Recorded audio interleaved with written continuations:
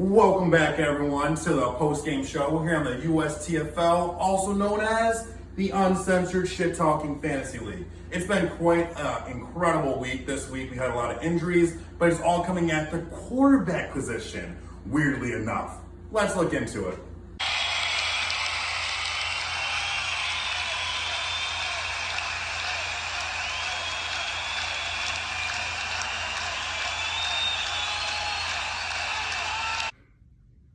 Say what? Bro, what do you do? I'm the quarterback. No, I'm the quarterback. Two? Bro, I'm not coming over there. I'm not coming over there. I'm fucking going over there. Sit. Hut. Hey guys, it's Dr. DC Fitness again, and I think you guessed it. Today is quarterback injury day, and let's get after it. Welcome to the USTFL injury report. Joiner, thank you again for that introduction. Let's get to it today. Quarterbacks. Everybody's got problems down their fantasy teams this week. Let me tell you. Start off with Tua, all right? Don't even get me going on that man's last name, all right? Not pronouncing that one.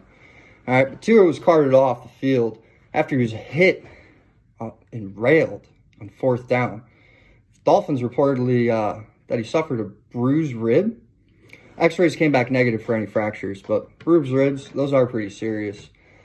Essentially, they're pain tolerated, though. If my man can go back next week, he can go back next week. However, it's not how it's looking for those Dolphins. All right, Dolphins have some terrible luck this year. Terrible luck. He might be back week 3. That's what they're saying. I'd go as tolerated. All right, so day-to-day, keep track of him. If he's your quarterback, keep track of him. All right. I know he might have been low on some people's rosters, but he's getting in there. He's getting some burn. Watch him day-to-day. He may be playing or he may not be playing this week. And Tua's getting up slow. Third time that Tua has been knocked to the ground. This time it's A.J. Epinesa. Yeah, Tua's in some pain. Next up, Carson Wentz over there on the Colts. My man exited Sunday's game after he got hit in his right ankle, rolled it. Okay, that wasn't his only ankle sprain that evening. He had 2 bilateral. I don't know how you do it. You do one, you do the other. My man, drink some milk, man. Drink some milk. All right, bilateral ankle sprains though, you can play on those. All right, pain tolerated. Not too finicky. He's gonna be another day-to-day-er. Keep track of him until you got to set your roster. He might miss Sunday. He might play Sunday. We don't know 100% yet, but you're gonna want to keep track of him. All right, don't get rid of him just yet. But you can't fault Wentz for his performance. He's been rushed, sacked, pressured, still gets the ball down the field. Next up, Andy Dalton on the Bears, knee injury. Okay, my man went down in the first half on a scramble. Got about 12, 15 yards on it. Not bad, but hurt his knee on it. He was getting imaging done. He got an MRI done based off of the mechanism of injury, the way it happened, the MRI. I wasn't suspecting an ACL or MCL at all.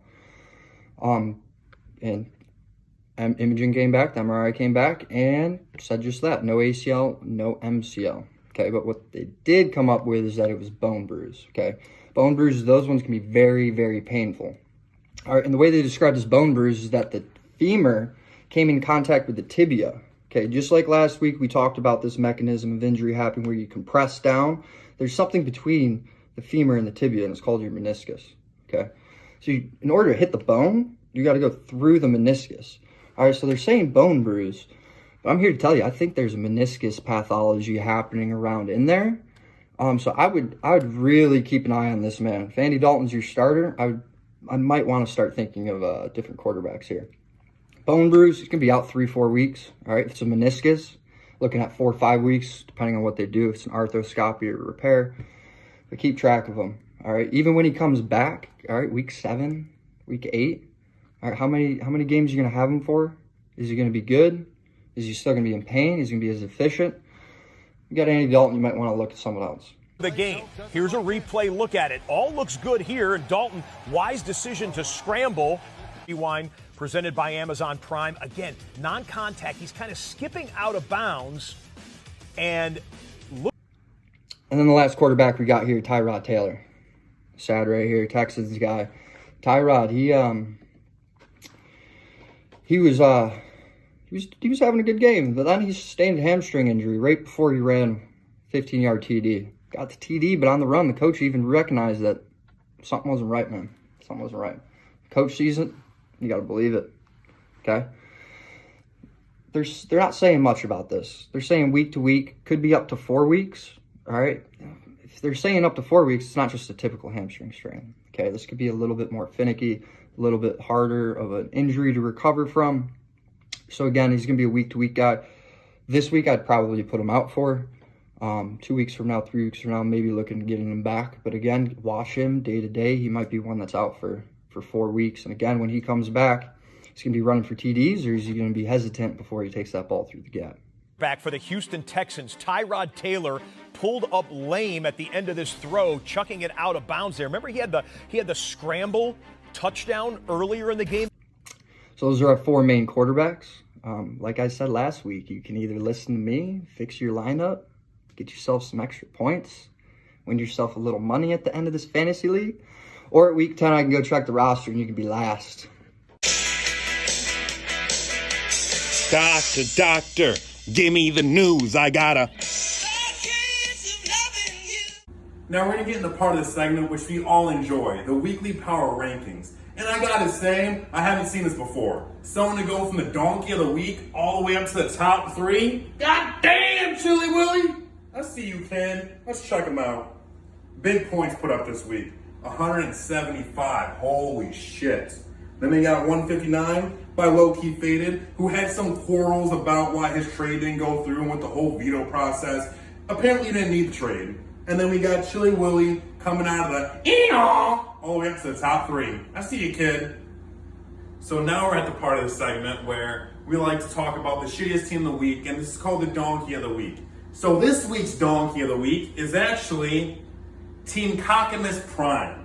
Now he scored 88 points, .88. This kid sucks so bad, he turned the board sideways. He's got 4 ball sacks on the screen because he sucks balls so bad, all right? So how about you get your shit together, stop talking all that trash in the group chat, and reconvene with your commissioner.